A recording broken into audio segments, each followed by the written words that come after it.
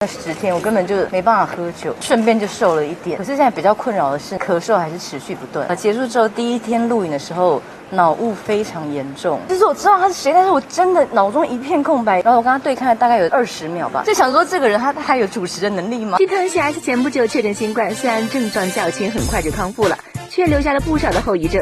小 S 受访说，那时候备受煎熬，不能喝酒，整个人暴瘦，直到现在还会持续不断的咳嗽。